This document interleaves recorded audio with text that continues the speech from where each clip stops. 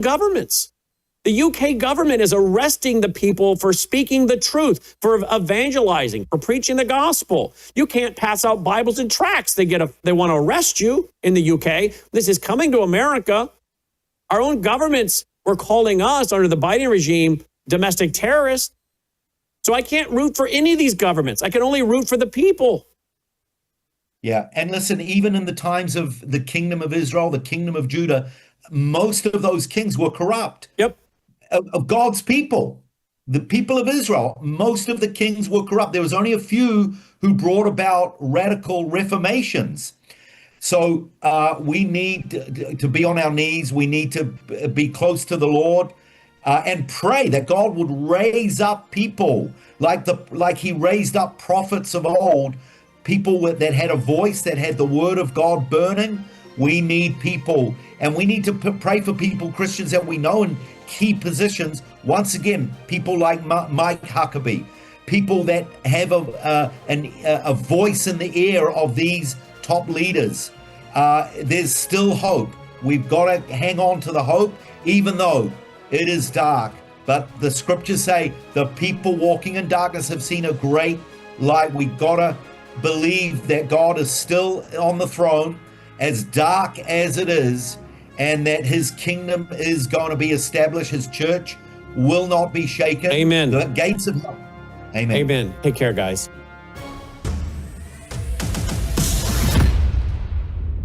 You're watching Worldview 2, built on the 35 years of Worldview books, documentaries, research, high-profile interviews, and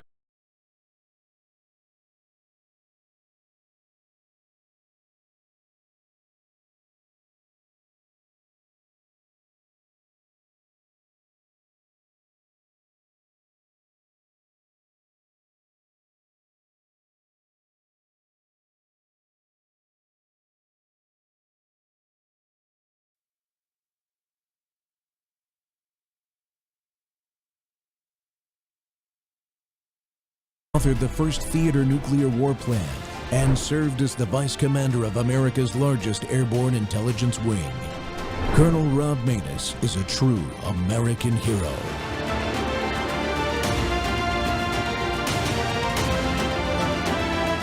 This is Rob Maness Live. I think that the Portland mayor and the Portland Police Department and chief are going to have a surprise from Trump's DOJ, but fill us in on the response you've seen from that mayor, from the local prosecutor, and from the chief of police. Because to me, these three are so corrupt, they're the ones allowing this to happen every day. It's absolutely. We have so much video of watching, we call them Cop Tifa, because Antifa runs the police here. It's absolutely evident. We have every bit of that type of video out there, to the point where we have people out here. See, we have look at how triggered they get. Look at that. Yeah, Antifa runs the cops. Oh, you know, because my brother's a cop. Well, your brother needs to do a better job, because he's terrible at it. Yeah, please tell him not to interrupt our interview. Yeah, go harass somebody else, pal. Go harass somebody else. Everybody doing a show, but you're not going to come up here. The cops are Antifa. You're full of crap. You're just full of shit. We've got video that shows otherwise. Yeah, we do. I wish you could hear me. I'd fill him in on what we've seen cops do. Wait, can I ask you something? Dan Ball has a question for you. Yeah, since you're going to interrupt my show, pal. Go ahead, Dan, and I'll give him the question. Between Antifa. Do you know the Summer of Love in 1969 is over? Do you realize the hippie movement died long ago? You obviously went and got a job. Antifa means anti-fascist. Not when you use it. Chad, just walk away from that guy. Go play games. Yeah. I'm gonna do this. Just walk away from. Just ignore him. Just ignore him. The people do. He's one of them. He's one of those.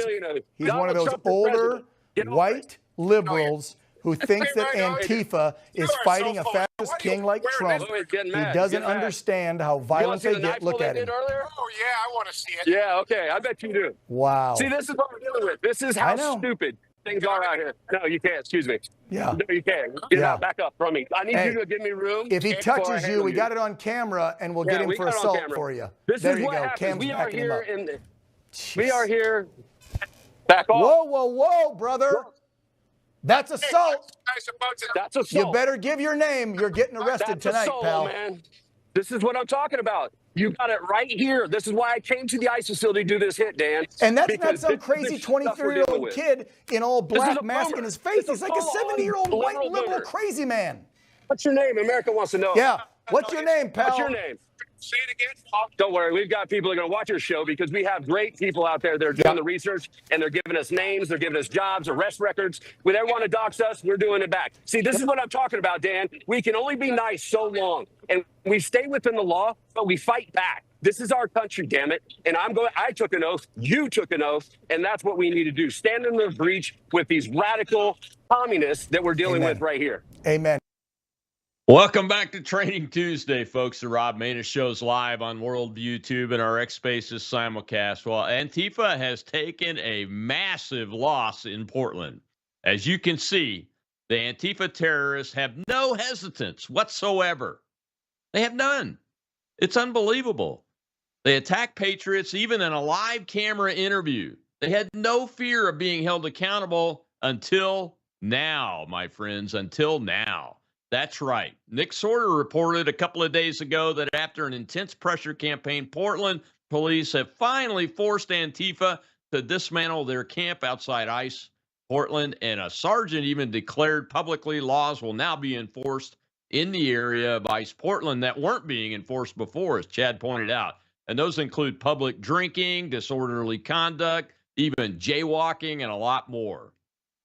Well, folks, this is great news, and even greater news is that citizens who live there appear to be, for the time being anyway, safe on the streets, even at night, and will finally be able to get some sleep instead of having to listen to extremely loud noises like sirens coming from bugles and all kinds of things, and more importantly, threats to them coming from the Antifa terrorists when they try to tell them, this is my neighborhood, you need to leave because you're acting illegally. Well, my guest today is Chad Caton, who went to Portland again, and this time organized patriots to peacefully evict Antifa from its sidewalk camp. He and I are going to discuss his work in Portland this weekend, organizing with patriots to oppose these Antifa operations. Chad's a former U.S. Navy Seabee, he's a retired firefighter and first responder. The Trump Campaign Veterans Coalition surrogate, a GOP political activist, and he's the national field director of the Conservative Caucus. Chad, welcome back to the Rob Maness Show. Man, two of my favorite human beings in that clip. I appreciate you guys passing that to me to use it. Who was that guy anyway? So he is a former IMG for celebrities. He ran IMG Canada. He was also a executive for Coca-Cola and I believe Foot Locker. He owns a winery there in Oregon, and he came up afterwards after his wife realized that he just did this on national television and apologized 1,000 times. I shook his hand. I accepted his apology, but I'm a big fan of actions matter and that he should be dealt with. Costin, the guy that was behind me that pushed him away from me from grabbing me during it after he got all emotional and ridiculous. He actually hit Costin in the chest and subsequently it's all on film. So I don't know. He may have to contact his litany of lawyers and deal with this. Dan Ball is not letting it go either, because here we have, this is not some drug-induced mental midget. This is actually a older man that is very wealthy and very successful, that is supporting this Marxist communist ideology and to the point where he felt he needed to get physical. It's weird, isn't it? I'm glad. I hope that there are multiple lawsuits coming to that dude's way, because this man has made his wealth on freedom and capitalism, and he wants the rest of us now to have imposed on us the tyranny of Marxism and Islamism. That's what these people are advocating. You're absolutely right, and the sickness behind it is so emotional. You saw his depraved liberal white wife with the sign that says "Peace and Love" as they're attacking me. for doing what? I never even spoke to those retards. I was legitimately just standing there and got attacked doing a hit on OAN. This is the stuff that is you can't make up, and they want and they feel that they can put their hands on anybody and they can do whatever they want. Is it an elitist thing? I don't know. I pointed to a couple of Antifers right after that and said, here's the elite that you hate that's out here standing with you because they want you to do their dirty work. This guy came at noon thinking it was cute to play chess so the press could see that older people are sitting there playing chess, and there was like 5 women behind me that were all doing knitting so that they could put that into the press, saying that there is no war zone or what have you. But you know what I didn't see, Colonel? He sure wasn't there that night when all hell broke loose. Yeah, because the type of people that are coming out at night and the ones that are there in the daytime are different categories of Antifa, right? Sure. This spans the whole spectrum from or democratic liberal ideologues that are just uninformed, which we have engaged with. I actually have 2 of them asking me questions all the time, my DMs. They realize they've been lied to, all the way to straight up communist, flying the flag. That entire spectrum is there on the ground in Portland and in its own government, and that's where America First and Patriots came down there to remind the government that we are going to stand in that breach, and you're not going. This is America. You're going to follow the laws, including our elected officials and including our the police that are under them. Yeah, yeah, that's one of the things I want you to tell the audience is y'all went back. You left and came home after the first series of incidents, which you did a great job getting independent media to raise the awareness in the mind of the American citizen. I think nationally, millions of people saw those amazing live streams you were doing the first trip out there, Chad, along with all your partners and everybody that you partnered up with. But you came back with a plan this time. It looked like to me. What was the plan?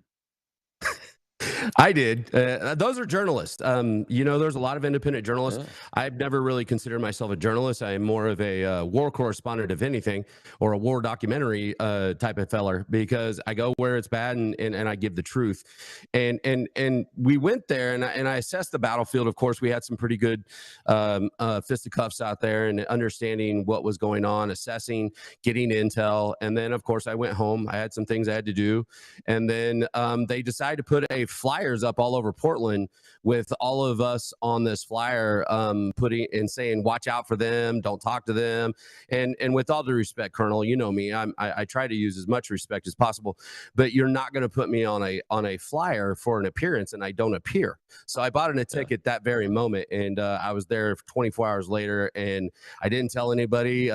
Nick Sorter picked me up from the airport. We drove right down the middle of that boulevard, and I kind of stuck out my head out the window and said, I'm back. And things got very, very weird very quick. 5 minutes after being on the ground, I was attacked. So did you find out who the punks were that made the wanted poster and didn't put your picture on it, but put your X handle on it and said, stay away from They this had guy? 2 of them. They did put my picture on another one. Yeah. Okay. So yeah, I was really upset about that because I'm way too good looking to not be on the poster in a picture. And yes, they did. And that particular X account was doxed out. They actually reposted it flat instead of us taking it off the poll, so that the world could see their work, and they were very proud of it. I'm not a big fan of doxing or telling Twitter to get rid of people. I don't know. I know a lot of people were going after this particular account. Frankly, I give zero craps about it, and I appreciate for them to remotivate the independent journalists and the activists that all flew out there for last weekend. And I had a strategy. We discussed that strategy. We put that strategy into place. And I mean, there's a 10-minute video of an old man spitting in my face, and I just sat there with my hands in my pockets, calling him a traitor, whispering to him and winking at him. So, we tried to show that we can stand in the breach. We don't have to be violent about it. But what it did is that very next day, Saturday, it overwhelmingly people from all over the country, and I mean all over the country out there in the West, came to that particular location, and Antifa was scared to death. Yeah, had I not been committed to another group of activists pushing back on this time the government, I would have been out there with you, much to my lovely bride's chagrin, I'm sure. But I'm glad you didn't come. I don't want her mad at me again. We're good now. Yeah. So this is what we're witnessing, folks. And Chad, I'll ask you to weigh in here in a second. We're gonna have to take a break in a couple minutes, so we'll go over the break and talk about it again on the backside. But what we're witnessing is fifth generation warfare combined with direct action. Absolutely. So it's emerging kinetic warfare that's combining with current fifth generation warfare that we have seen in the Antifa's case for decades now. Correct? Yes, sir. You know that General Flynn is somebody I hold in high regard, consider a mentor and friend. And we lost probably my biggest mentor in 5G warfare, the actual author, along with General Flynn and Boone Cutler. And I got to be on tour and learn from him. I got to be in North Carolina and learn from him. And I hope Boone's proud of us. God, I would have wished you'd been there with us, man. When they took down those tents and we raised that American flag, man, it was beautiful. It was our little Iwo Jima in the middle of Portland, and I did get a text from General Flynn, and he said, "Absolutely awesome, thank you." And Yeah, it is. and you know, it is everything in that book right there is what we did on the ground within a week's time, and we made something that was there 140 days that the government continued to ignore. We put it on the national spotlight. We used 5G warfare. We had them fighting themselves to the point where we had very minimal fisticuffs. Yes, we had to get kinetic, and we won. We made sure that we win, and we had equal or greater firepower in every instance, and we were able to get out the message. And the message wasn't violence. It was about standing in the breach.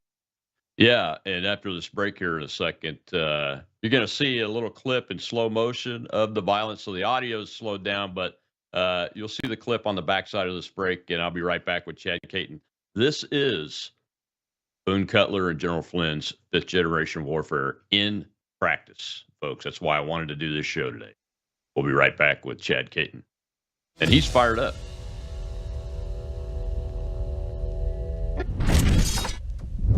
We have a big announcement, folks. It's called Bella Melt. In the first week, you lost 3 pounds on this, right? That is correct. Your GLP-1 is a natural hormone that's in every single one of our bodies. And your GLP-1 lets you know if you're full. It's a satiety hormone. So when your GLP is working properly, it does help suppress your appetite as well as reduce those cravings. So what it's going to do best is it's going to reduce your sugar cravings or any other cravings you have in your body. It's going to suppress that appetite. But where Melissa got the most benefit, I think, over the last week was the L-carnitine. The L-carnitine tells your mitochondria, this is where you make, we talked about it before, this is where you produce energy in your cells. It actually tells those mitochondria to burn fat for fuel. MelissaHouseBG.com just now introducing for the first time Bella Melt with GLP-1 fast action.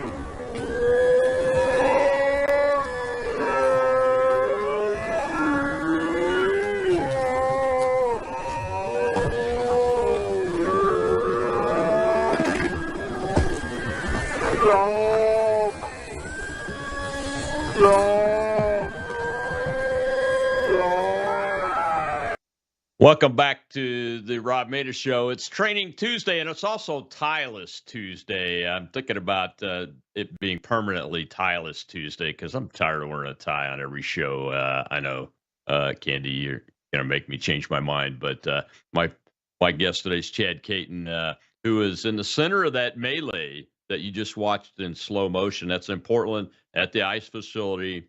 I'm assuming on the ground that Antifa declared was their territory and not even American citizens that lived there's territory, and they weren't allowed to be there. The Patriots showed up this weekend, and that was one of the results. And Chad, one of the questions I wanted to ask you about from a training perspective for citizens that are watching this, in warfare, just like in the corporate world where you're going up business, competing with businesses, what do you want to study about your enemy? You want to study their organization and how it works. You want to study their logistics and how effective or ineffective they are. And you want to study their combat tactics on the ground in the field. And as I watched that melee happen, I saw that there were people around you that by those people and the actions they took that you all had prepared this little battlefield incident here so that you were ready for Antifa's tactics. Describe that setup there. And I'm sure it wasn't a setup from the perspective of intending for it to happen, but being prepared for it to happen. No, it was purely defensive. We set ourselves up when we called for the Patriot Weekend of Portland. And a lot of these people were people we met for maybe 10, 15 minutes. And we were able to talk. We all sat down at the Patriot Corner that was named because Tommy Boy, two-time Tommy, that's knocked out a couple of Antifa guys, gone national. He's not allowed to be but 200 feet from the ICE facility. So he has mega horns and everything. He hasn't stopped. And so we set up camp there and we had a little talk. And, there was 3 of us there at the time that kind of led or was a part because of their posting of that poster all over Portland. And so we were kind of the red meat, if you will, be it Nick Sorter, myself, and Cam Higbee. And we were also filming all the time. I actually had to hand my camera off after that guy hit me in the eye with the umbrella.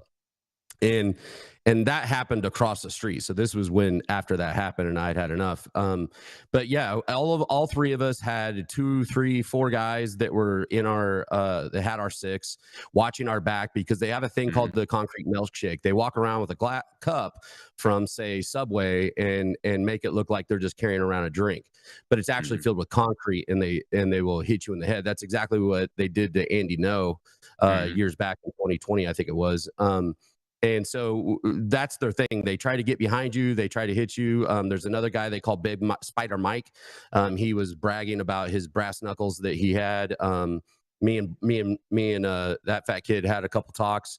He never stepped after a lot of different scenarios. But this particular melee, it worked exactly the way it's supposed to. The phalanx was in place. Everybody had each other's back. And again, you never really saw any punches thrown. It was about separation and removal of the people from their position of being able. And the only one that was hit was the young guy that got on top of the guy that I threw. That guy in black block that came and punched him in the eye. He actually asked me to sign his black eye, which was pretty funny. I used Sharpie and signed the guy's black eye. So yeah, he had my back and our phalanx as the Patriots, we made that discussion that nobody gets hurt. No Patriots are going to get hurt tonight. And we're not going to go look for it, but we sure as hell aren't going to back up. Yeah, I mean, my point with that is you have an understanding of how Antifa operates. What are they using the umbrellas for, besides poking you in the eye, trying to put your eye out? Well, it's used as so black block. People have asked me 100 times, what is black block? So black block is where they put the black helmet on, they put the black goggles on, they put the mask on, and they wear all black. And most of them have stickers on their helmet that says no face, no case. And that we actually saw that in another instance where a friend of ours, Ryan, was attacked with an asp. And they all went underneath those tents and they all change out their clothes. So the cops say, well, we don't know who actually it was. Even though they allow them to walk around on black block, this is their strategy. We actually have that on film. We're trying to go through the litany of hours of live to be able to cut that. And we actually have it on film where they're trading out helmets, they're trading out jackets so that the police can't identify anybody specifically off of our videos. So that's what they do, and they have, this is organized. They have a safe house. They're funded. They have medical supplies. They have milk so that they can get mace off their face, or pepper spray, what have you. This isn't. Yes, there are homeless people down there, and there are mentally ill people that they use as weapons. But overtly, Antifa in the black bloc are the ones that are calling the shots on the ground. Yeah, how are they controlling the homeless people, drug addicts? Because they use them as in the game of chess, they would be the pawns, the front soldiers. Well, they actually call them mental missiles. Yeah. There is so many mentally ill people. I actually did an afternoon with a guy that goes around and documents that, and I showed people that are dying on the streets of fentanyl. We all saw my post with Loki. It's sad, and they find these people. And one that was pretty famous down there is Richard. We call him Dick Tifa. He's an old guy. They promise him. We've heard everything from sexual favors to drugs and alcohol. There's another guy that was out there. He's always in a green. I don't know, toboggan, I guess it would be called. They just give him an 18-pack every day and 2 40s of Old English. And I actually was telling jokes to him and actually having a great talk with him. And then he got drunk and he gets real violent. And he actually got arrested for throwing full beer cans at the ICE agents that came out to clear the sidewalk. So they give them whatever their favorite thing is. There's also Methany. We call her Methany. She smokes meth right there on the street and will go up and hit a man because they want to get on camera a man defending himself against a woman. And she's brutal. She's brutal. There's another lady that's Rosa, who is supposed to be pretty autistic, huge transvestite. Probably close to 6 foot, 250 pounds, thinks she's a man. And we are told she's extremely autistic and she likes to go at people. So they're smart in how they play the game. They're very smart in how they play the optics. And that's where the aired up animals, you start seeing frogs and all that. Yeah. Because the last weekend we showed the brutality of what they do and how ICE had to come out and clear the street and made it look like a war zone. So they had to change their optics, and so they went and got those blow up suits. And then you saw them in Chicago, you saw them in Boston, you saw them here in Myrtle Beach, wherever it's kind of like their go-to now to say we're just whimsical protesters until the national cameras leave. And I guess they didn't expect us to be able to stand in that breach, take the punches, and get the footage. Yeah, it's amazing. Well, we got some questions in the audience here. Let's go ahead and take one of those real quick. Go ahead, Sean. All right, Chad. We saw somebody who you had many conversations with, Pam Hampel, who was a J6 defendant, who is basically Antifa now.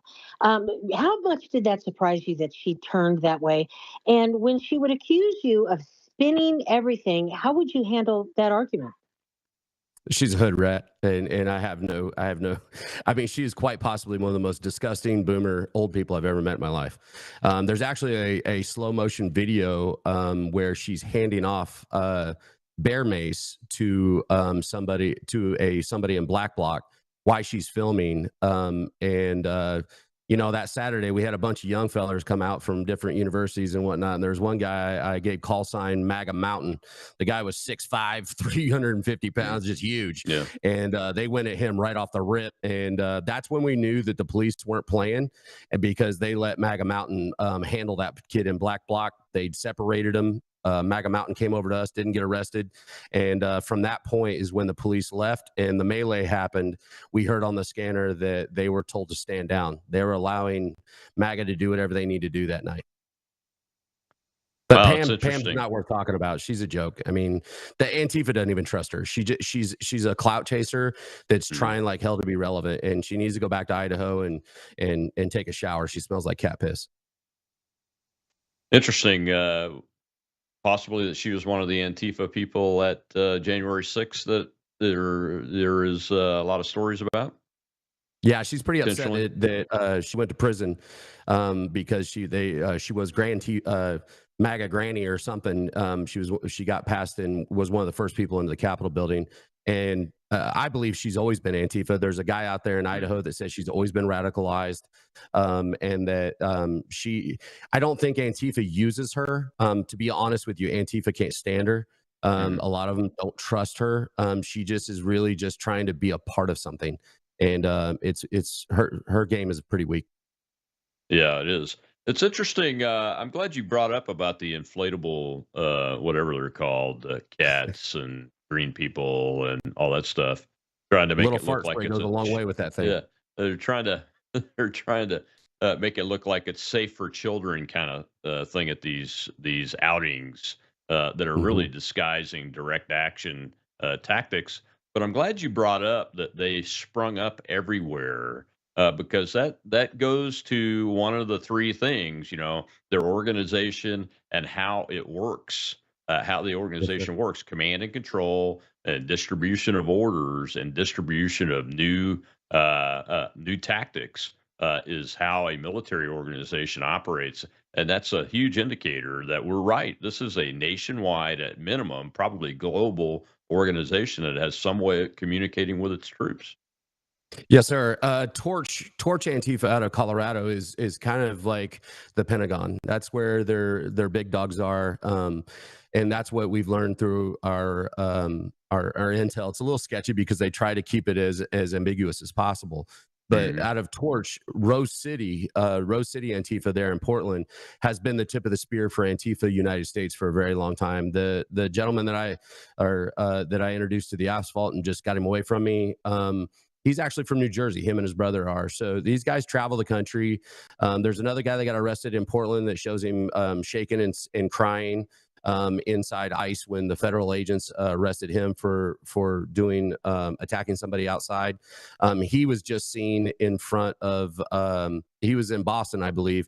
And if you remember the police car that hit somebody in LA and he laid on the ground, and that was also him. So these aren't actors, these are Antifa operatives, and they get sent all over the country to do things and to be handled. Antifa is absolutely an organization. It is ran, it is funded, and it is protected by a lot of elected officials and celebrities for that matter. We know a lot of money from celebrities is going into Torch and Rose City Antifa. The original Antifa flag that you see for their direct action stuff is the Rose City Antifa flag.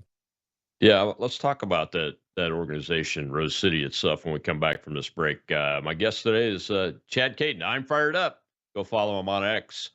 He is a leading activist in this new independent media capability that is finally able to emerge almost at will and have national impact by taking action at the local level. We'll be right back.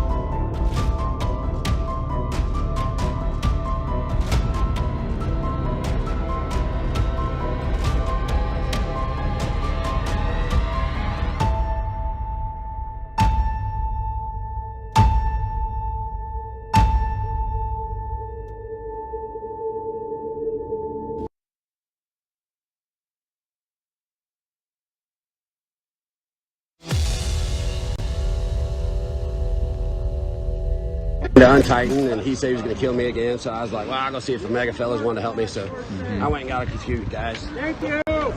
And they're just standing there making sure that flag stays there. So now we have a watch. They're pretty brazen, right? They're just dumb. They can't help themselves. So when I got a field promotion to Admiral, I felt I had to do something. Taking care of it. We're 3-0 on flags. I like it. Because I love my flag, Ocean. This is what winning looks like, kids. This is Chad, by the way. Yeah. Chad Caton's happy tonight? I'm happy. I love watching Patriots do Patriot shit. I like it a lot. Welcome back to the Rob Maness Show, and we're talking about the massive loss that Antifa took out in Portland, and that's important, folks.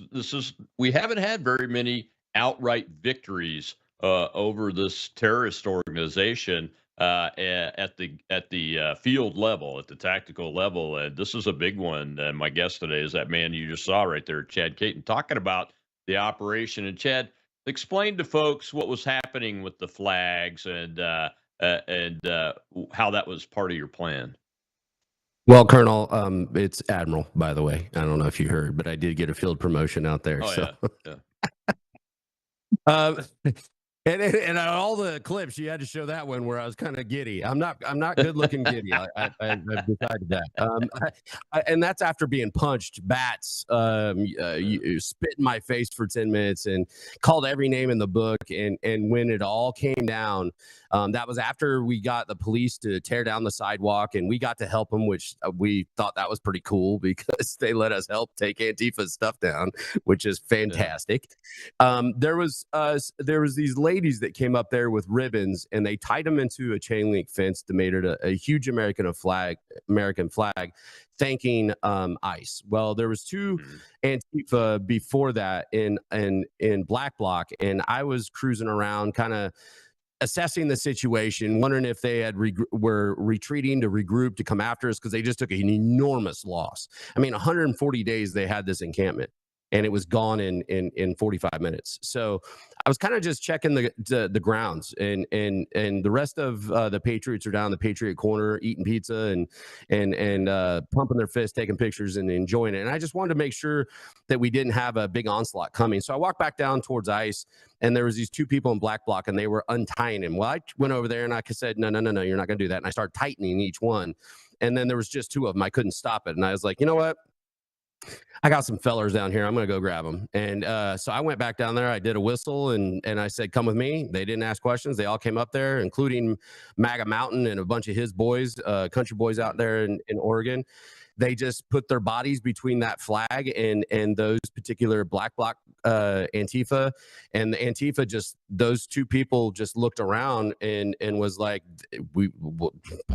and they took off down the street, and we ended up putting two guys on watch on that flag. And I said, I don't know if this will be here tomorrow, but ICE is going to look out and see that flag for the rest of tonight because we have cleared these streets, and that flag is going to stand. And the other two flags, one I have right here, as a matter of fact, that they tried burning and we took from them. Nick Sorter has the other. So the American flag was protected on that street as much as possible. And that one moment that you just showed was a very symbolic way of how patriots came together for the better good of something so simple. And it flows to tie it into fifth generation warfare and Boone and General Flynn's Citizens Handbook. That type of action, it's not kinetic. It's messaging. It's messaging, and if you're able to get it out into the mind of the American people, they know that they won something, right? And that's exactly what we saw through the social media between Nick and Cam and Nick Shirley and Jonathan Cho, who was out there with us from Frontline, Angela, who's big on YouTube, that small lady who was standing next to me. Everybody was like, holy crap, that was easy. We could have done that 140 days ago. And I said, you keep waiting for the government to do something. Donald Trump is a tourniquet. You have a way for you as we, the people, to stand in that breach and just stand strong in numbers. Numbers always win, Colonel. You know that. And good strategy. I mean, we got to pat ourselves on the back a little bit on that, but we had a strategy and it worked. And it's being talked about all over the place in media that take what we did in Portland and do it across the country. And you will find that you will be in the winning side of this. And I don't know if you've seen, but there's Greek folks and Italian folks that are protecting statues now. There was a whole bunch of redneck fellas that went down the street, and I'm not sure what state, but they had their flags and they had their own bear mace. And when they got attacked, they maced the whole street. And I'm not wanting that, but at the same time, we can't sit in our homes and hope it's going to go away. And you know what? Yeah. The streets were cleared. And it's important to note that the team and the plan that you were part of was not offensive. It was not None. offensively direct action. It was there to be prepared to defend the ground, which is That's it. American It was ground. It's demoralization. That's what American we were ground. doing to show Yeah. greater firepower and demoralize the enemy, and we did. And to Yeah. the point where the police were even, and we had those police come up to us. They said our hands are tied. You know, do you know that Portland is one of the only cities that the mayor is actually the police commissioner at one of two cities in these United States, and the mayor there is basically wanting all of us to be arrested or killed. You know, if you listen to what he's got to say, I don't like using their names because I don't want to promote them, but Right. nonetheless, they couldn't. And we had a lot of those there was also officers that were with Antifa. That was very evident. Most of them were the police liaisons, the new social worker police officer, which is a complete farce and joke. And his twin brother happened to be in Black Bloc. You can't make it up. You cannot make it up. No, you can't make it up. That's why I'm glad that y'all are doing this so we can get it out over and over again. When I see Dan Ball have you on and you get attacked by a millionaire Antifa guy at this on the air, that's good stuff because it's a resource, it's ammunition, it's firepower that we can use to end this. Because at some point, the violent people will get the message if we can get them put in jail. Let's take a question from the audience. We've got one over there. Go ahead, Joe. We have Moni, sir. Hello, everyone. Thank you for the mic. Chad, I just want to tell you, I have been glued to this coverage. I am so proud of you guys. You have the recipe. My question is, I know there's been investigations here, and I know of at least 3 conservatives that have been arrested that have distance limitations put on them after their arrest.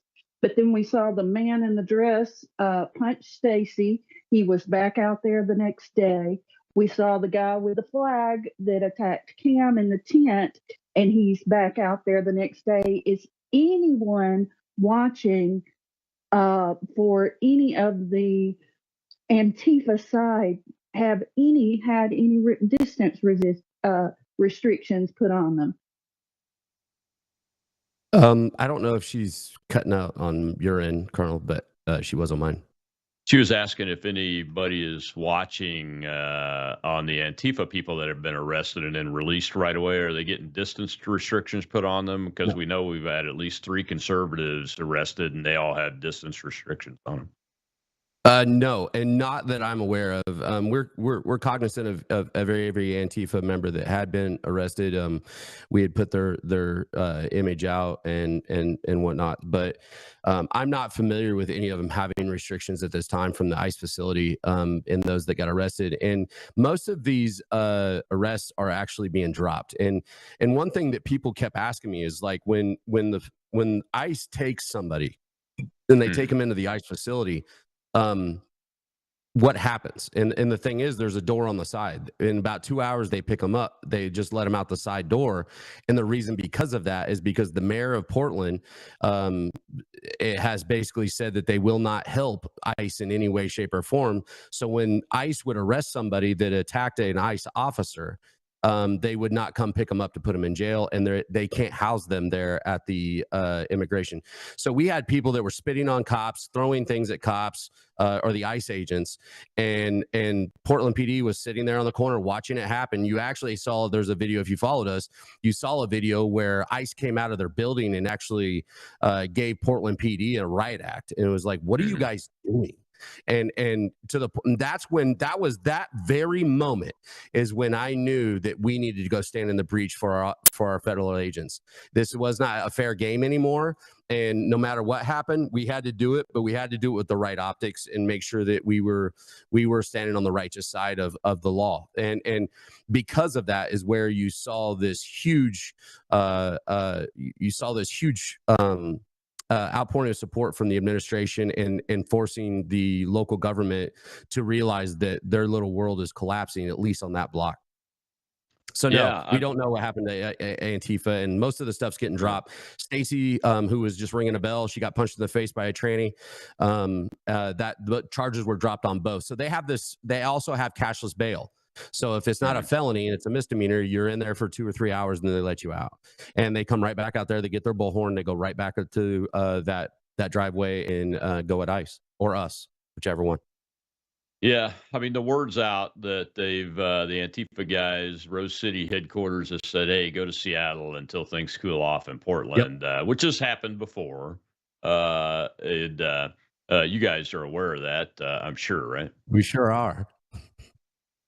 I can't.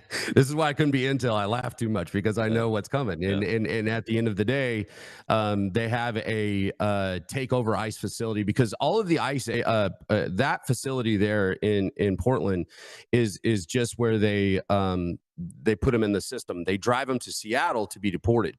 So you'll see buses come out and they throw stuff at the bus and what have you. So Portland and Seattle Antifa are now coming together to have a day of taking back that. They actually have flyers out where they're going to take over the ICE facility on October 30th. And there's a bunch. I'll be in Washington, D.C. telling this story, but there is a large contingency of patriots that are looking to go out there and support the police. And see, this is where this Democrat, we're not going to do anything with ICE. This is what they're causing, because there's a lot of patriots out there that want to stand with ICE and protect them. And since the local government and police won't, they're willing to put themselves in harm's way to do that. And that's what being a patriot's about. Yeah, it's kind of interesting dynamics. It reminds me of the incidents leading up to the Boston Massacre. You're Back in the absolutely day, right. before the American Revolution started, and that's why we're doing these shows, folks, so folks can learn about what the enemy is, how they do things, so that when you do want to push back, you do it in the right way to not only protect yourselves, but to also not. We've got to find a way to stop this from continuing to escalate, because eventually. We're going to have some very, very bad things happen if we don't. Well, Chad, we got to take our last break. When we come back, we'll see a little clip about with you talking to a young kid and his mom, I think, and they're not even from this area. This is not just a localized event now, it's national. We'll be right back. Local action, national impact.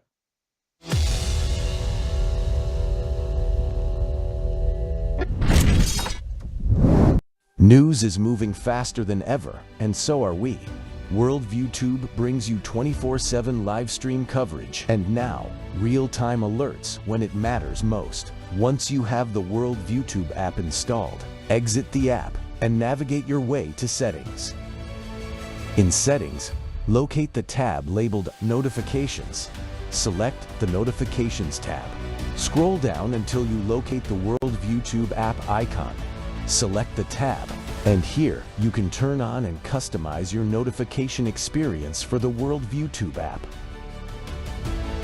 News doesn't wait, and neither should you. Turn on push notifications to stay informed. Every headline as it happens.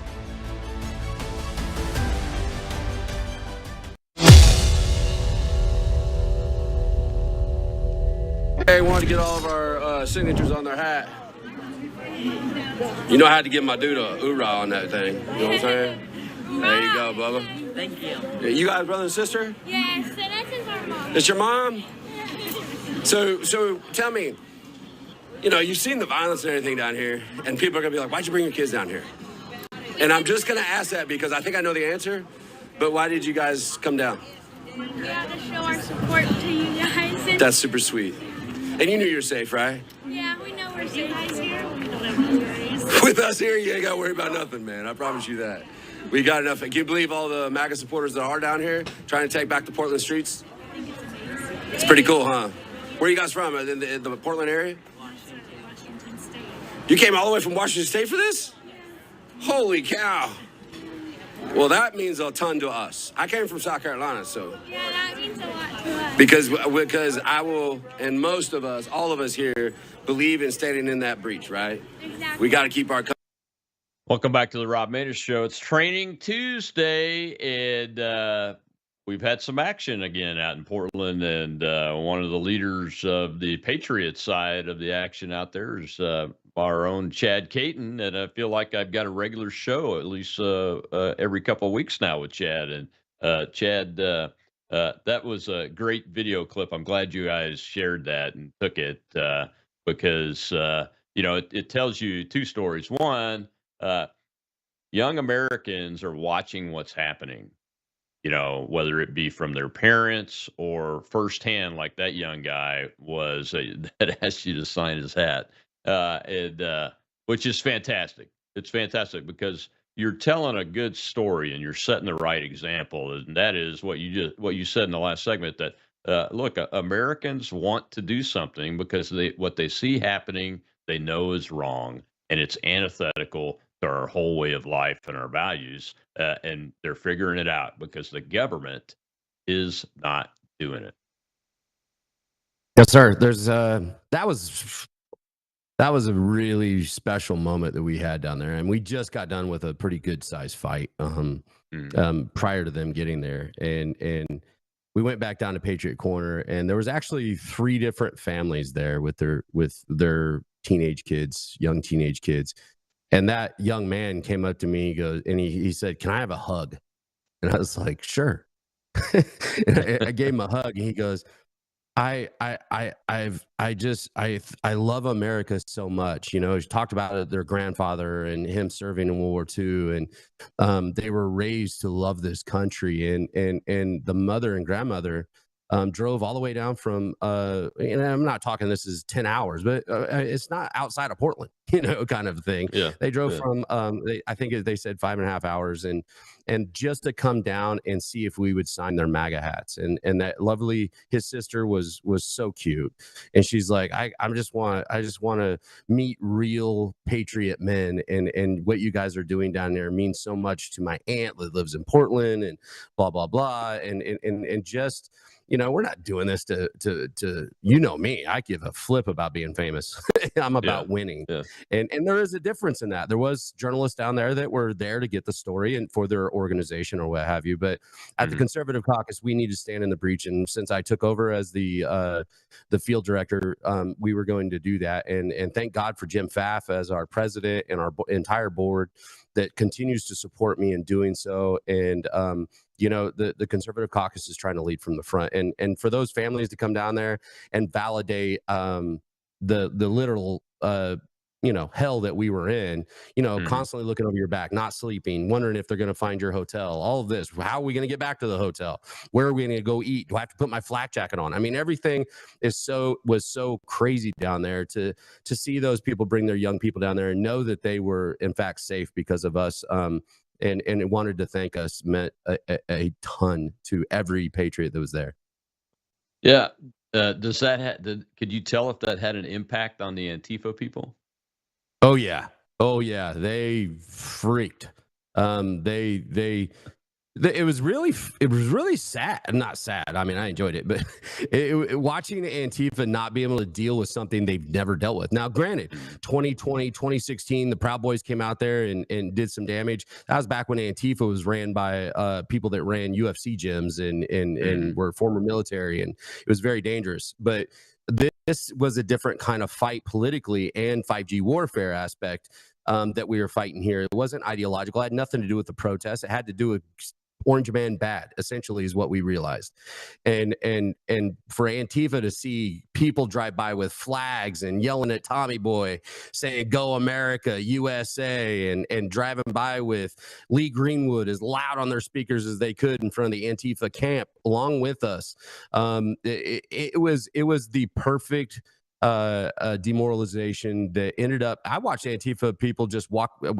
We have video of it, walking past Patriot Corner, going to get in the cars and being like, "I'm over this." Nobody wants to be with a loser. Yeah, you mentioned that you have a couple of guys in your DMs that are Antifa guys that seem to have changed their point of view. I've got a guy. That's an I've got interesting. a guy named Brian, young fella. I was actually debating Chandler, one of the shot callers and who runs the Safe House. Him and I were kind of going at it, and I was giving him facts. And he's Chandler's smart. He's a smart kid. And but he wasn't. I was able to show he lied, and he was lying, and it was ideological. And there was a guy that was having his back. That after Chandler went back to his safe house, he kind of came over to me, and I'm like, "What's up?" You know, because we're all on edge. And Yeah. he's like, "I just have a few questions," and I said, "Okay." And I ended up spending almost an hour and a half with him. I think it was an hour and a half, and he's in my DMs now. He's still asking me questions. And every time I'm done showing him the proof of the pudding, if you will, based on the conservative back and what Donald Trump's really doing, he's just beside himself angry. He said, I spent 5 years wasting my time based on something I didn't even decide to look into. I just trusted people. And I tell people all the time, don't trust me. Go look at it. Go look. That's why I do the videos. Go look it up. And I have two and a half. I have one guy that calls me a fascist half the time, but still asks me questions. So we're working through him. Maybe we'll get, but I got MAGA hats coming for all of them when they flip. So we'll get them squared away sooner or later. And that's what this is. This is the low hanging fruit that's been taken advantage of.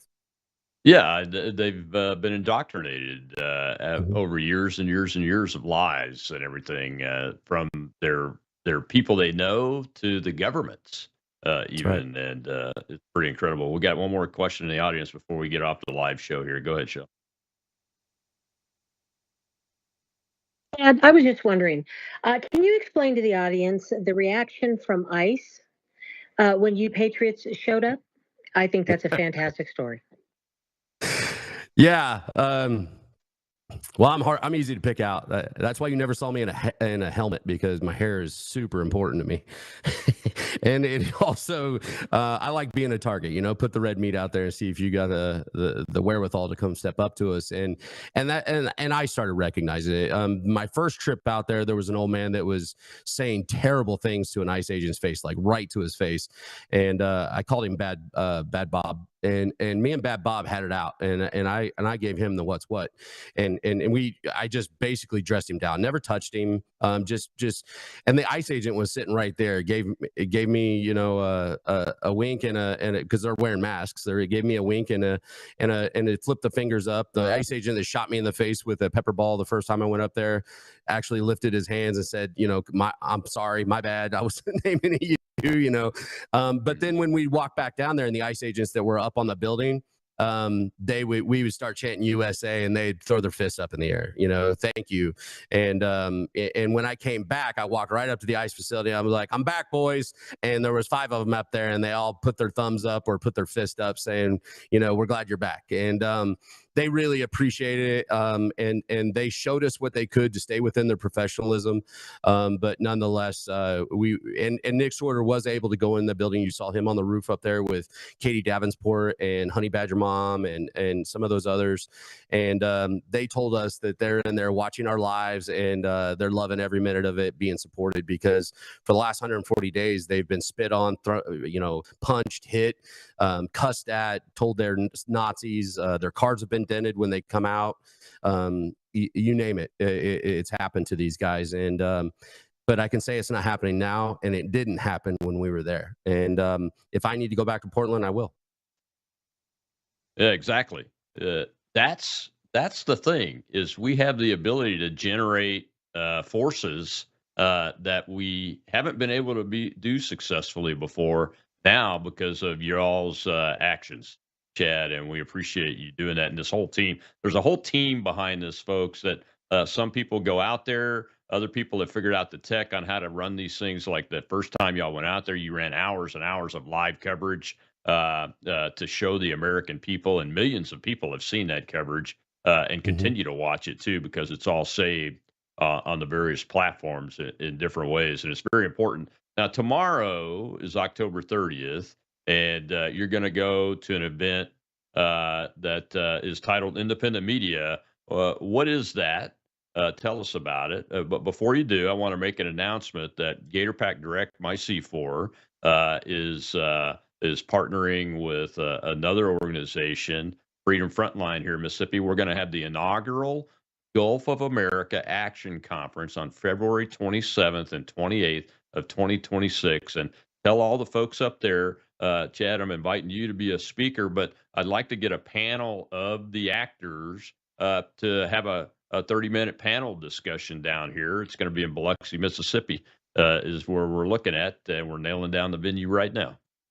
Well, I'm excited about that. I spoke briefly with Shell about it. Yeah, I promise you, I can get some of the Wolverines from Portland to come down there and tell that story. Maybe we even get Tommy Boy if you want to make it interesting. Tommy's. I actually tried to introduce him to Alex Stein because his political commentary, albeit sometimes off the wall and a little crass, but he gets his point across, and it's damn funny. So I look forward to supporting that event, but. I leave tomorrow morning at 6 a.m. here from South Carolina. I'm going up to Washington to General Flynn, who is the chair of the Gold Institute. And this was something that we talked about when we did the National Strategy Conference there at his offices.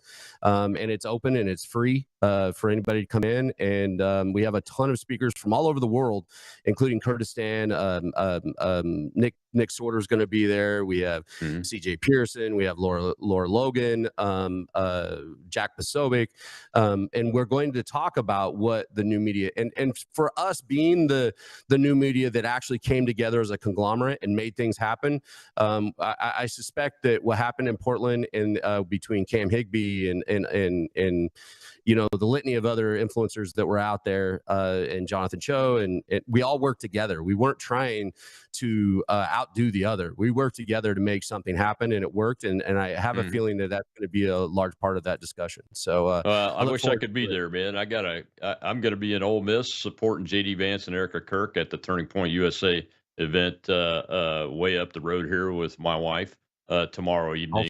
So that's where we'll be. And then I'll be in New Jersey at the Battleship New Jersey Thursday night, starting my event speaking tour of New Jersey, trying to help Jack Citarelli defeat the Naval Academy graduate cheater, Michael Sherrill, in that governor's race up there, man. I'll tell General Flynn and Posobiec and Bianca and all those folks I said hello and to expect invitations to the first Gulf of America Action Conference, man. I can't wait, you, brother. All right. Thank you very much, Chad.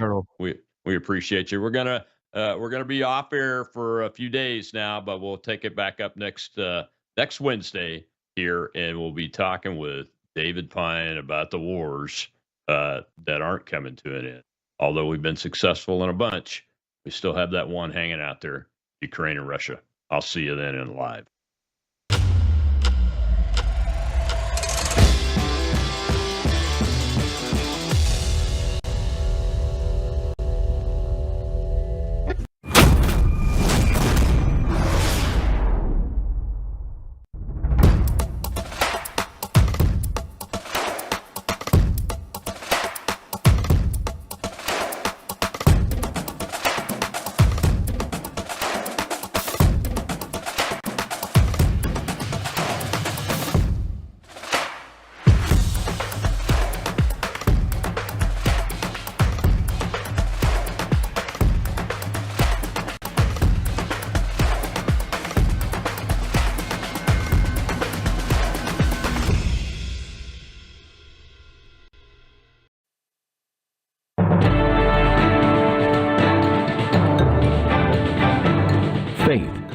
Spiritual values, moral issues, government, economy, education, work, responsibility. What we think about these depends on our worldview. Now, VCY America presents Worldview Radio with Brannon House. Welcome to the broadcast. Glad you guys are with us. So here is my topic today. The GOP is allowing foreigners to take over America. Yeah, you heard that right. The GOP is allowing foreigners to take over the United States of America. And many of these foreigners are on the SNAP food program. They come here, they don't assimilate, they don't work, they're involved in organized crime. And if you doubt that, go up to Minneapolis, where the Somalis just milked the whole system up there to the tune of millions upon millions, right? We have imported gangs and thugs and rapists and murderers and child molesters. That was during the Biden administration. And then there's the GOP invasion. The GOP invasion, and by the way, while you're all distracted by the gang members, the terrorists, the jihadis, those from the Marxist countries and the Islamic countries that came in under Obama and Biden, the GOP, they're bringing in workers on work visas that are taking your jobs, clogging up your schools, clogging up your hospitals. That's the GOP. This is one bird with two wings, as so many have said over the years. And maybe you thought, oh, that's just so doom and gloom. Well, it is one bird with two wings. The left brings in, as I've already explained, the jihadis, the terrorists, the Marxists, the community organizers, those who can get on the federal dole, the state dole, the Cloward-Piven strategy, collapsing the welfare system. That's the left, as I said. And then the GOP brings in and they take your jobs so that there is a destruction of the middle class. They are two corrupt parties. Are there a few good people in one or two of these parties? Yeah, no, but that's few and far between. Almost all of them are bought and paid for. Almost all of them are bought and paid for in one way or another. Maybe they are blackmailed. Maybe they've been bad little boys and bad little girls and even caught on video doing things they shouldn't do. Maybe they've just been bought off the old-fashioned American way, money. Their wife gets a really high-paying job to basically do nothing, and her husband's a congressman or a U.S. senator or a high-ranking state official. Maybe it's the other way around. There's some way, not to mention how many of our people working in this administration are registered foreign agents who are taking six figures a month from places like Qatar or Qatar, depending on how you want to say it. We're in big trouble, folks. And if you think the GOP is going to save you, they are not.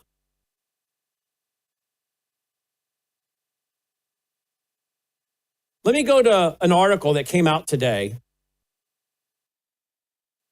and I stumbled on it. And the headline, you know how they throw you ads for where you live? You know, they'll say, houses selling like hotcakes, and they'll name of your town, or houses about to collapse in prices, and it names your town, or, the best realtor or the best accountant, and it names your town, and it's targeting you because they can do that. They know where you live when you're online, and they can throw you ads that are tailored toward you, where you live, or what state you're living in. So I saw this early morning, a headline, and it was at a website I go to often to read the news, revolver.news, great overnight replacement. The Federal Express decline and fall of Collierville, Tennessee. And I thought, so that's probably some kind of paid advertisement to get me to read this article. Well, wrong-o. It was not. It was an article for everybody to watch. And what it's about is our little town of Collierville, Tennessee, where I've lived now for almost 21 years. And FedEx, which is based here, they hired a CEO to replace Fred Smith, an Indian dude, Raj, of course. That's his name, right? And I thought I found that out a few months ago, and I thought, now why would they choose to hire this guy, this Indian fellow? And I'm not against people from India, okay? I'm not talking Native American either. I'm talking India. I'm not against people from India. What I'm opposed to is people from India who come over here on work visas and take American jobs. So I don't care if they were from, some other country, name the country. I don't care if they were lily white. and from some other country coming in here taking American jobs. Has nothing to do with the Indian people, has nothing to do with them being non-white, has nothing to do with the people group, the pigmentation of their skin, nothing to do with that. Again, they could be lily white, coming from a country of Irish folks coming over here to take our jobs, and I'd be screaming and hollering. But they pick a CEO to replace Fred Smith, who died this year, the founder of FedEx. And I'm like, why did they pick him?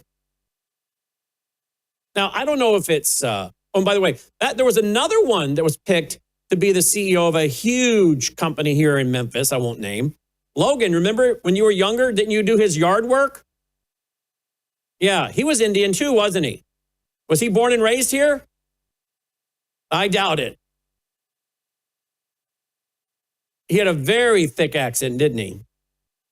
And his mom didn't speak English. He brings mama over. And I know the company. Logan knows it. He was the CEO, wasn't he? He was nice to you and he paid you well. And you did his lawn and all. So I'm not saying they're not nice people. This has nothing to do with how nice they might be. They might be nice, very, very nice people. And I've had a few of my friends here in town that are from India. One of them used to run the pack mail facility where I had all my mail. I very much liked her and her husband. Hard workers. He worked at FedEx, by the way. They ended up moving to Texas and buying hotels. I'm not making that up. They were entrepreneurs, and I loved them. Now, she was born here. She was born and raised here. Her parents weren't, but she was. Hard workers, okay? So let's give credit where credit is due. Hard workers, very smart people. And by the way, they take good advantage of the opportunities that America has to offer, unlike many of the people born here. So there are many qualities about the folks from India that are to be admired. Education, family, taking care of multiple generations. They have a very close-knit family. I mean, there's a lot that we as Americans should learn from them in regards to how they treat their elders, how they save and work and invest. And they are one of the quickest families that come here, and within one generation, boom, they are off to the races financially. I mean, I don't want to hear about white privilege. And I've said this before even this story. You guys know for several years I've been writing, and I wrote it in my book in 2018, Marxianity, about what about the Indian privilege, Asian privilege? So much for white privilege. The Asians are kicking us all down the street when it comes to income and so much. They get out of poverty very quickly, and their families excel. So this is not about them, folks. This is not for you to hate on them, to treat them unkind or be disrespectful or less than Christian to them. This is not about them. It's about our government. It is about greed. It is about an anti-American ideology of Americans, American corporations who are more interested in the bottom line and political correctness than they are America. So I'll say it again. Anybody that's listening that's from India, this is not because you're from India. I don't care where you're from. The issue is the fact that we have American legislators, American government, American corporations importing people to take American jobs. You say, well, there are Americans to do these jobs. Well, maybe there aren't enough Americans to do some of these jobs. But maybe if we open back up our trade schools, if we didn't tell everybody to go to college and get a degree in feminine studies and all this other garbage, maybe if we, and by the way, what happened with the workforce development boards I was warning about in the early 90s? That we're going to project the supply and demand of the workforce and tell everybody what job they should be going into and studying to be ready for. Well, they did a pretty poor job because they've had since the early 90s when they established these workforce development boards to tell us, oh, by 2025, we're going to need these kind of workers. So we don't have to bring them over here from India and Asia.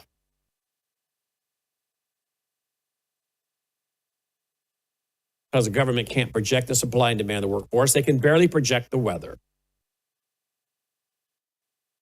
So here's the headline at revolver.news today. Great overnight replacement. The Federal Express decline and fall of Collierville, Tennessee. Now, before you think, oh, this is just about his town, I don't care, I'm turning it off. No, this is any town USA. This is multiple Fortune 500 companies that are doing this. We're just going to use this article as an example, but this is going on everywhere. Here's an article headline, How Indians Take Over Fortune 500 Companies. Another whistleblower employed at a Fortune 500 company discusses the takeover of his company by Indians. 20 years ago, we would have 100 Americans working and maybe 3 to 5 Indians. Now we have 100 Indians and 3 to 5 Americans. If Americans could see organizational charts, what's that, Logan? Okay. If Americans could see the organizational charts of these companies of American left in it, they would be very upset. All of our upper management and hiring managers are Indian, and they're not hiring Indians. Thank you for giving me the heads up in my earpiece, Logan. There was a guy cussing in the article, and he said, be careful.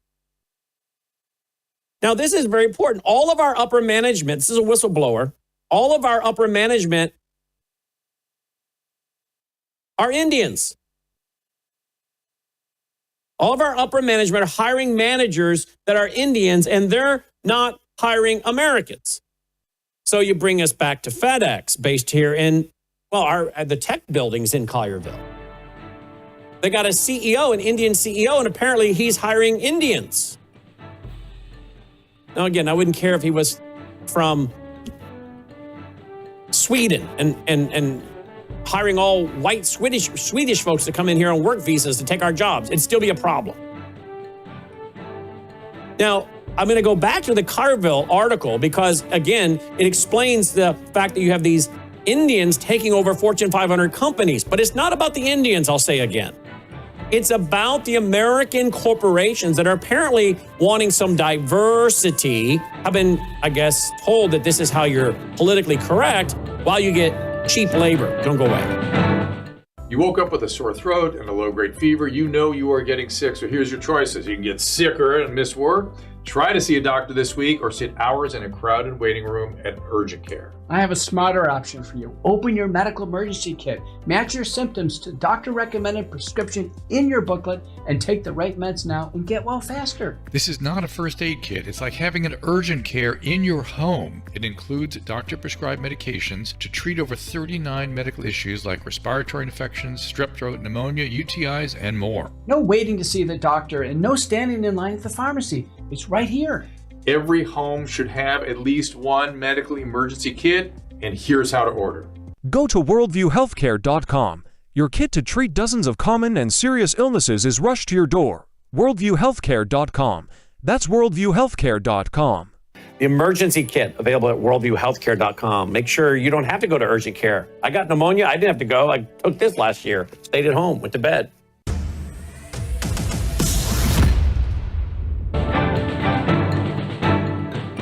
All right, welcome back. Glad you're with us. Worldview Radio. Website, worldviewradio.com. By the way, last night I had a whole hour on Lesson 51 as I'm teaching through the book of Revelation.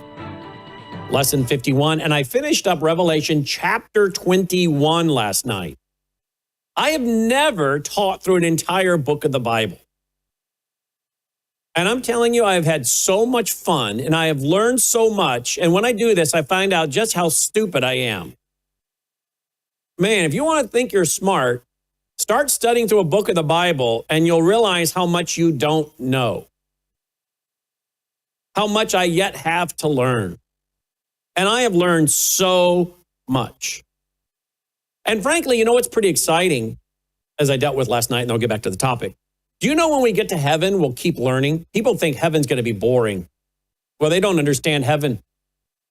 Because we're going to be learning, and guess what we won't have? The curse, a sin nature. We'll be able to use our full brain power and learn and explore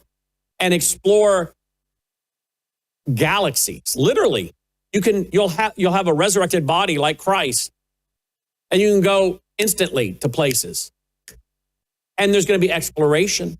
And we're going to be ruling, those of us of the church age, will be ruling over the nations, which really means Gentiles, which are those who come out of the tribulation in their physical bodies, roll into the millennium, begin to have children. Those children have physical bodies. They roll out of the millennium into the eternal heaven and earth with the new Jerusalem coming down out of heaven.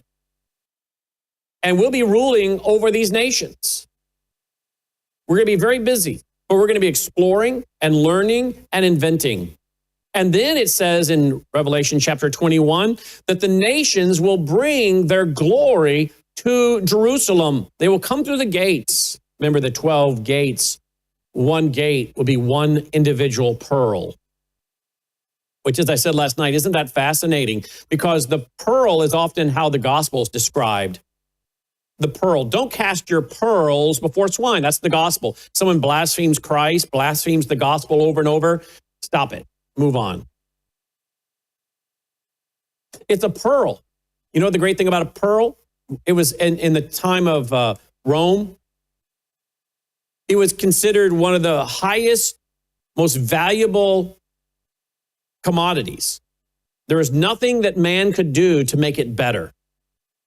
It was what it was. And I said last night, isn't that really the gospel? There's nothing that we can do to make the gospel better, even though man tries with their man-centered gospel, their prosperity gospel, their man-centered gospel. Let's take a survey of the community and give them the kind of so-called church they want to make it more appealing. But you can't make the gospel better. You can't make a pearl more beautiful. You can't make a pearl more valuable. There's nothing man can do to add to it. The gospel is the same way. We just present the gospel. It stands on its own. It's priceless. And the gates going into the New Jerusalem will be one individual pearl. 1,500 miles by 1,500 miles by 1,500 miles cubed. And the nations will be bringing their glory, the glory of the Lord in their exploration and in their discoveries to the Lord. Isn't that something that we're going to continue to learn? And I mentioned that in the context of how much I have learned studying the book of Revelation and how much more I have to learn. Now I'm going to finish up Revelation chapter 22 in the next probably 2 weeks and move into the book of Daniel. I'm excited to see how much I don't know. All of the studies, by the way, are at Worldview. No, what are they? They're at lastdaysstudy.com. lastdaysstudy.com. And I'm pretty sure the last night's program is already available on Worldview Tube for you to watch on demand. But all 51 hours are there free of charge, brought to you by our foundation, worldviewfoundation.com, worldviewfoundation.com. So I mentioned that. Now back to this topic of the GOP. The GOP is selling out the country. India has, ask Logan to look it up. India has the third most Muslims of any country. Okay. So how many? 213 million Muslims. Indonesia, Pakistan, India, Bangladesh, Nigeria, Egypt, Iran, Turkey, Sudan, Algeria. So India, number 3, 213 million Muslims. So how many of these that are coming here from India are Muslim? Well, it's your GOP that's bringing them here, folks, with your government. This is why we're not a free market system. By the way, when this free market system collapses, you better be ready to explain to your children and grandchildren, that wasn't the free market system that just collapsed. That was what you call corporatism or communitarianism. Big word, means big government, big business, merging together, working together. Big government, big business, in cahoots. That's what that's been. That wasn't capitalism.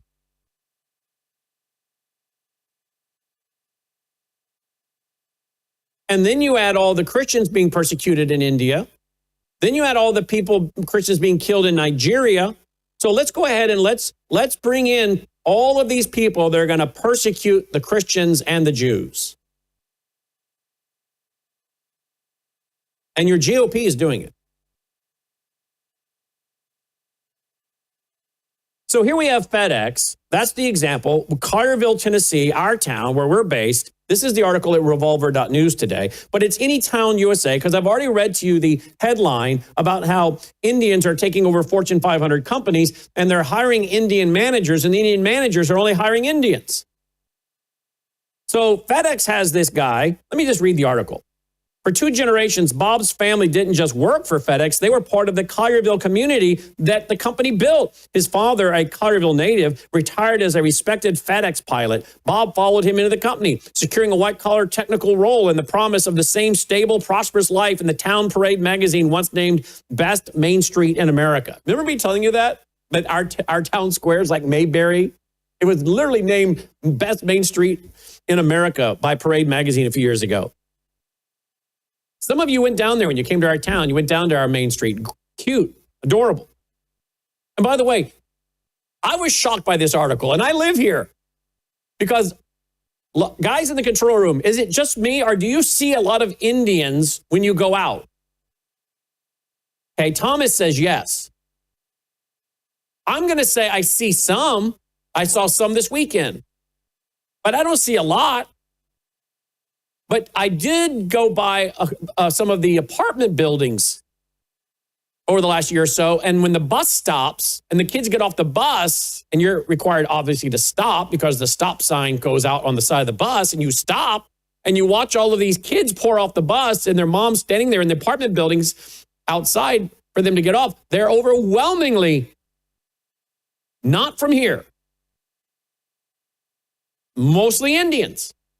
Now, they obviously don't eat at the restaurants I eat at, and they don't shop, most of them, at where I shop. And I even sent this article around to folks in Collierville today, guys. And you know what someone said back to me? Where do they shop? Have you guys noticed that? Are you just telling me the answer you think I want to hear? Do you guys see them when you're out shopping? What'd he say? Thomas says yes, I don't, but I don't go. Logan says he doesn't see that many. I don't either. And has programs that get them. The university has programs that get them to come here from India. Okay. But I'm telling you, I sent this to some locals, and locals said, well, where do they shop? Because I don't see a lot of this.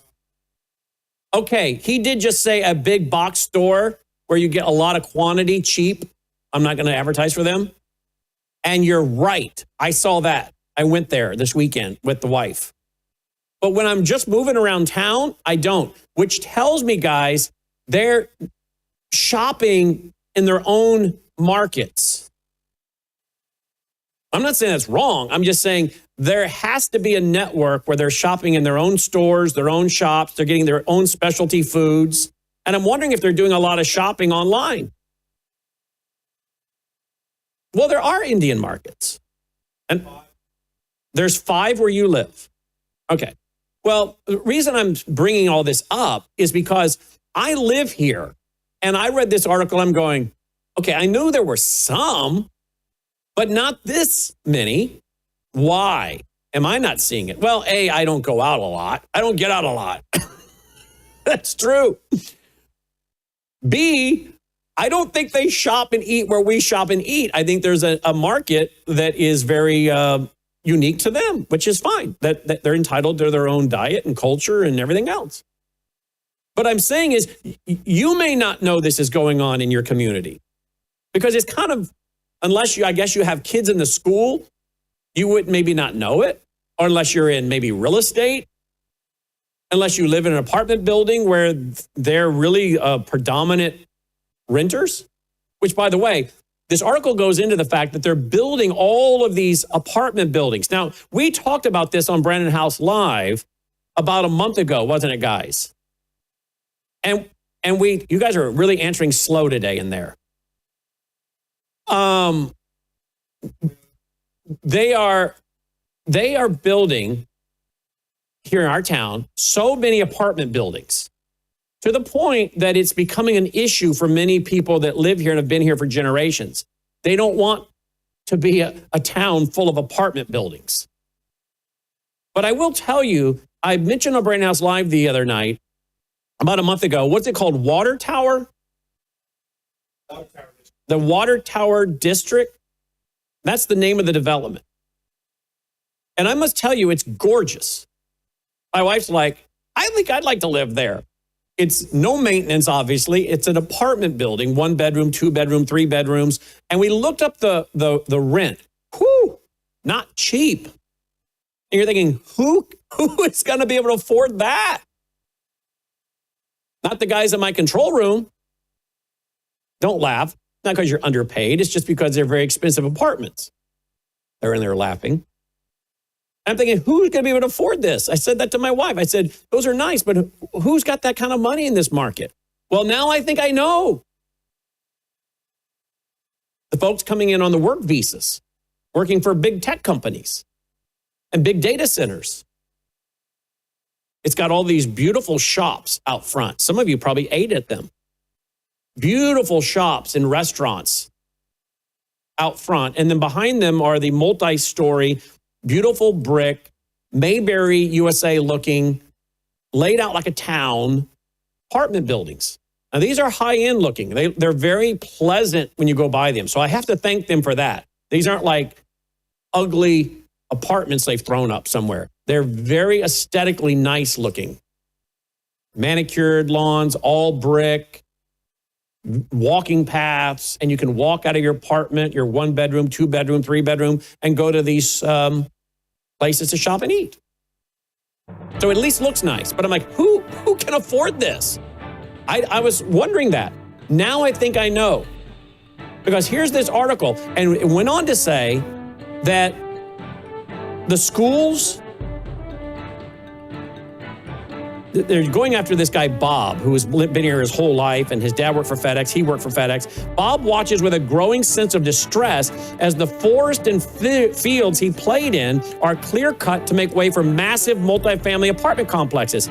His unease solidified into alarm when a friend who teaches at a local elementary school mentioned a startling statistic. Nearly 80% of her students were now minorities, with half of them Indian, who need requiring language work. Consumers often ask, what should I expect when I take the Bella Grace Elixir? And the answer's varied. It really depends on what your health and wellness needs are. I would consider this as your foundational core product for a whole range of health and wellness issues. Let me give you a few examples. If you're a little bit older and you have some joint health issues, some problems with mobility and discomfort, the elixir is going to be your best friend. If you have some skin health issues, wrinkles, hydration, aging, all of those elements are going to be benefited from the elixir, including age spots. Now, if you're in a younger demographic, maybe visual health is where you need some assistance. Eye fatigue, dry eyes, all of those are going to be benefited by the elixir. It's a core product because it benefits so many.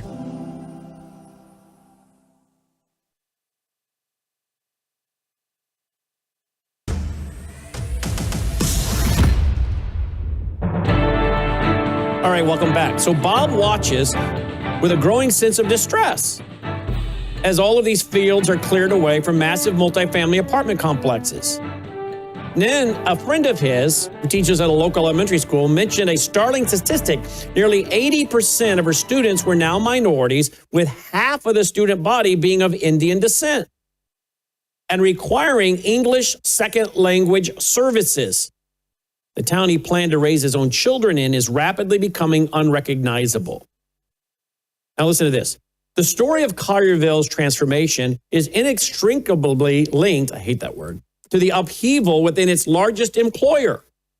Since the founder, Fred Smith, a local legend, handed the reins to new CEO, Raj, I don't know how you say this, guys, Subramaniam,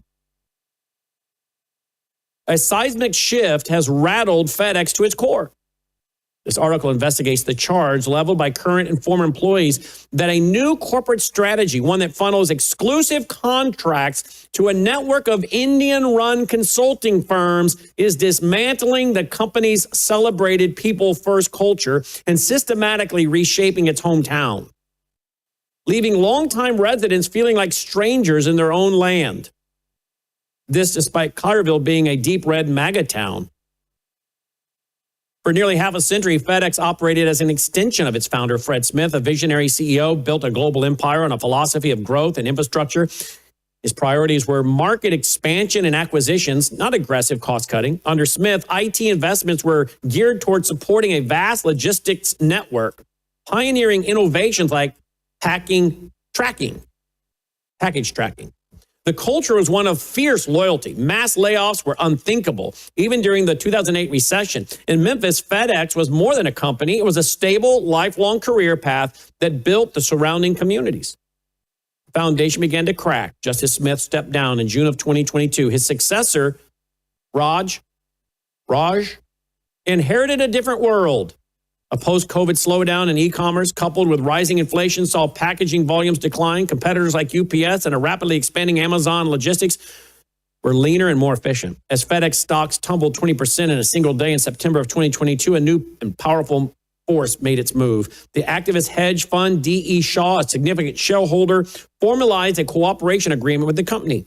With D.E. Shaw's backing, Raj, the new CEO, was given the mandate to do what Smith never would, radically restructure the company from the ground up. The primary vehicle for this transformation is the DRIVE program. I guess that's an acronym.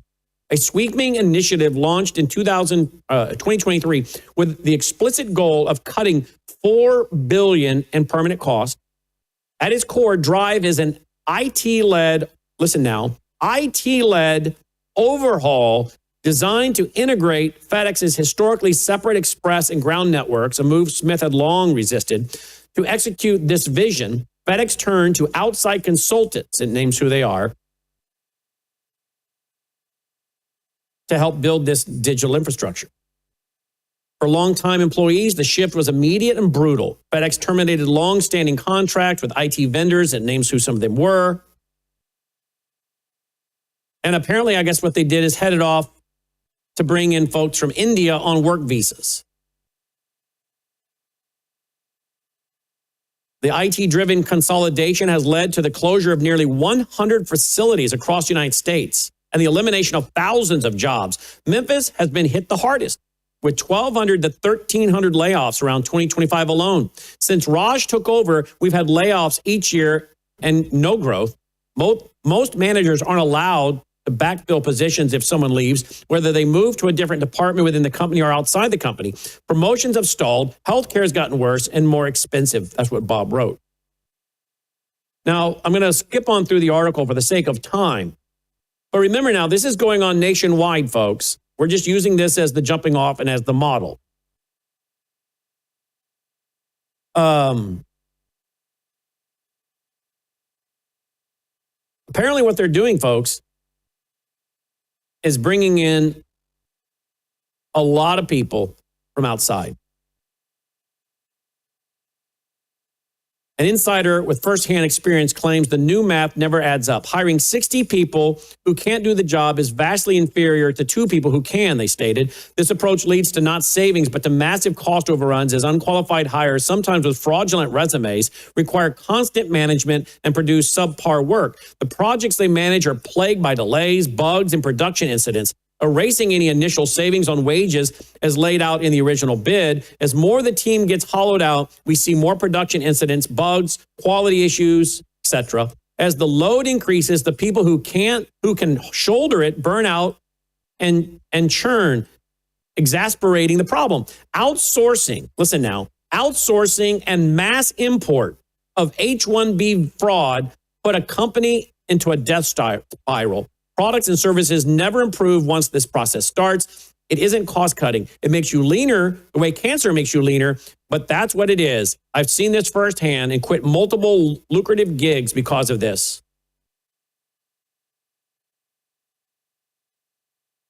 The internal crisis at FedEx is perhaps most visible from 30,000 feet. The pilots, long considered the elite backbone of the company's global logistic network, are in open revolt. Every single FedEx pilot I know is looking into alternative employment. One source close to pilots union revealed. Every single one. I can't even begin to tell you how momentously bad this is in the context of airline pilots. That's the quote. The sentiment is not confined to the cockpit. Across the company, from package handlers to corporate veterans, the feeling is one of profound decay. Quote, I was hired in a couple years before Fred Smith handed over the reins to Raj. So wrote one employee on X. I've watched everything change and go rapidly downhill at the facility I worked out of. A former 10-year corporate employee described a systematic replacement of the American workforce. Quote, internal support and IT staff were 100% American back in 2012, she stated. Quote, now 70% of support jobs are Indians here or in India, end quote. The jobs being outsourced are not just high-level IT positions, but entry-level roles in billing, sales, support, and customer service that were once a gateway to a career for new college graduates. Quote, all legacy employees can't stand it and can't understand them, and customers hate working with them too. The culture has changed, and it's so poor, end quote. Well, how many of you have ever done customer support and you get someone on the line with a said company and you can't understand them? And you ask them, are you in India? Where are you? I can barely understand you. Well, now we find out they're hiring them, bringing them over